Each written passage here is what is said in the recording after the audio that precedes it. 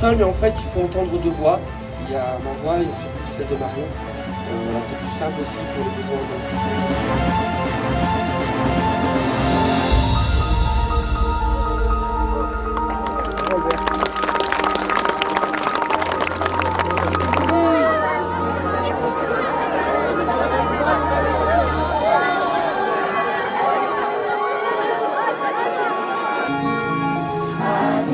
Entends-tu les cris sourds du pays qu'on enchaîne?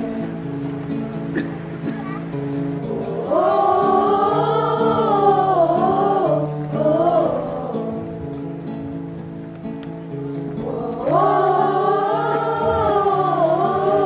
oh,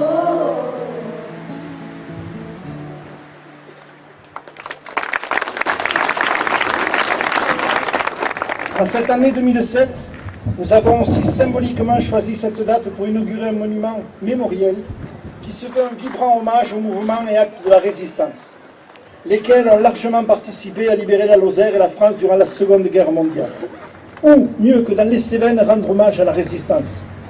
Nous vivons ici sur une terre d'accueil, de résistance et de tolérance, dont la vocation n'est plus à faire.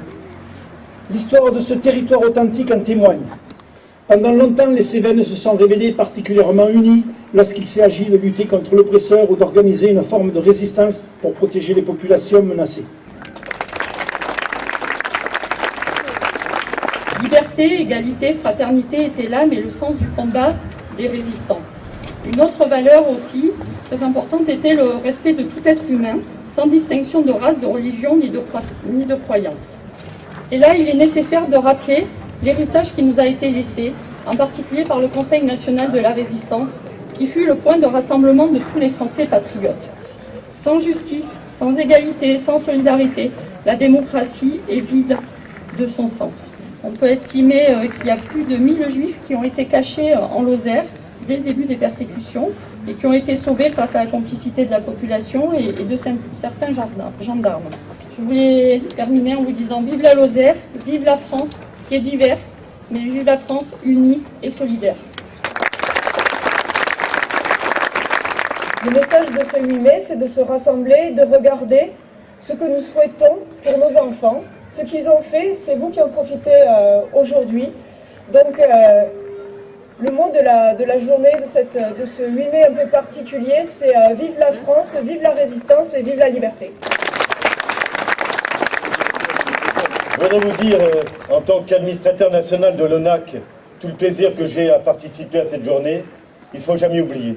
Ne jamais oublier ce qui a pu se passer dans notre territoire, dans notre pays, mais également dans le monde entier. La Cévennes, c'est ça aussi. C'est cette liberté. Et n'oubliez jamais que dans notre pays, on vit aujourd'hui dans un moment de liberté. Et que le suffrage universel, c'est sacré. C'est le plus beau message que l'on puisse avoir. Voter, avoir la possibilité de s'exprimer librement, quelle que soit sa couleur, quels que soient ses idéaux, quelles que soient les orientations politiques ou philosophiques que l'on peut avoir. C'est ça la France. Merci du fond du cœur.